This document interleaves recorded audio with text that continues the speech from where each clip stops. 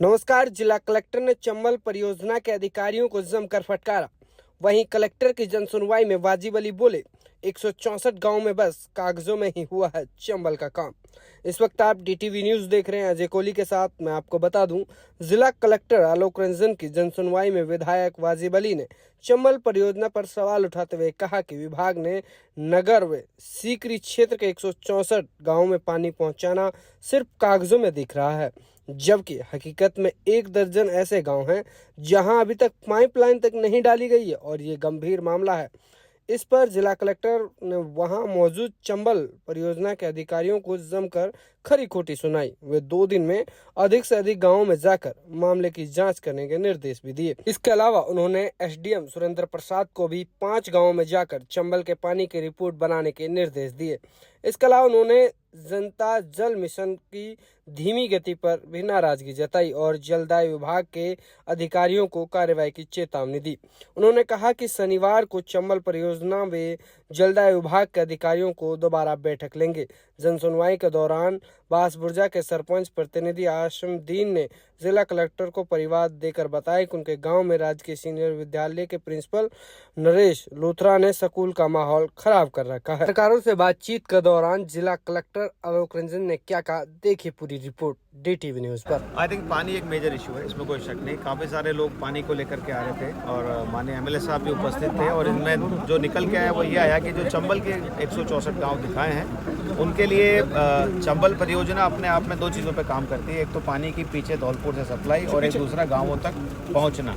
तो उसके लिए इनको ये निर्देश दिए गए हैं कि ये एससी से लेकर के ईएन तक अभी जाके 10-10 गांव चेक करेंगे। ये उन 10 गांवों में जो इन्होंने डेटा दिखा रखा है उसके हिसाब से वास्तविकता में पानी की क्या उपस्थिति है। ऐसा बताया गया 20 से 25% पहुंच रहा है, कहीं नहीं भी पहुंच रहा है। मेरा ये मानना है अगर कोई काम पहले ऑलरेडी पूरा हो गया, अब तो नई बजट घोषणा में दूसरा काम होना है, उसमें कोई कमी पेशी रही है तो जो जिम्मेदार थे उन पर कार्रवाई करेंगे, उसमें कोई शक नहीं। जहाँ तक जल जीवन मिशन की बात है, इसमें बहुत ज़रूरी है कि प्रचार प्रसार में, जैसा कि माननीय एमएलए साहब ने सुझाव भी दिया कि जो सरपंच है, प्रधान है, उनकी एक बड़ी भूमिका है जो लोगों को इस बारे में जागरूक करें कि अब सबके घरों पे पानी पहुंचाने की स्कीम चल रही है और उसके लिए कुछ राशि जमा करानी पड़ती है। क्योंकि लोग राशि जमा नहीं कराते तो फिर वो योजना जी धीरे धीरे चलती है। ऐसे में हमने 10 गाँवों की 10 स्कीमों का रिव्यू किया और उसमें प्रोग्रेस जो है वो 60 से 80% है। गुलपाड़ा की स्कीम संभवतः सबसे पहले महीने 1.5 महीने में लागू हो जाएगी, उसमें थोड़ा कुछ कमी पेशी बताई है।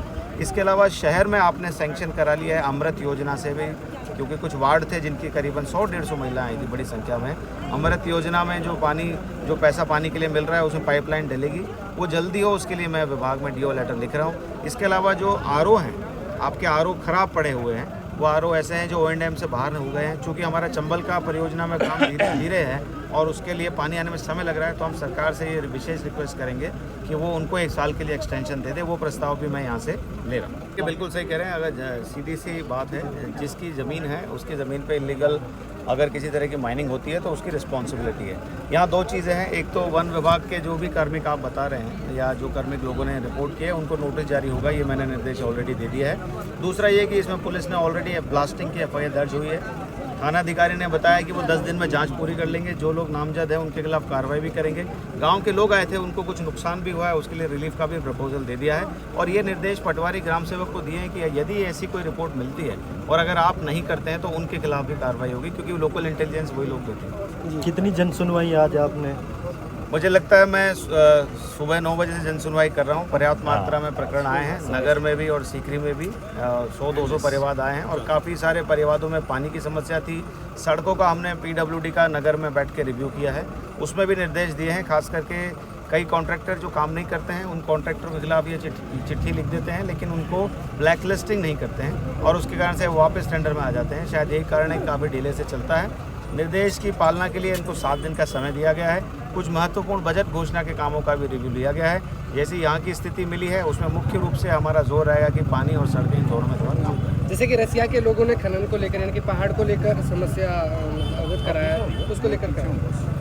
वही सेम चीज़ है, लोकल लोग हैं वहाँ, बेसिकली लोकल लेवल पे लोगों, क्योंकि माइनिंग तो प्रतिबंधित हो गई है, फिर भी लोग अपने लेवल पे करते रहते हैं और ये निर्देश दोनों एजेंसी को दिए हैं, पुलिस को भी दिए हैं कि ऐसी जब कोई सूचना मिलती है, संभवतः पहले से टिप मिल जाती है तो निकल जाते हैं। कोई बड़ी मशीनरी या ब्लास्टिंग ऐसा नहीं है, ट्रैक्टरों से लोग वो करते हैं। तो उनको निर्देश दे दिए गए हैं कि विशेष अभियान चला के इस एक वीक में ये देखें कि क्या एक्चुअली ये किस स्केल पे हो।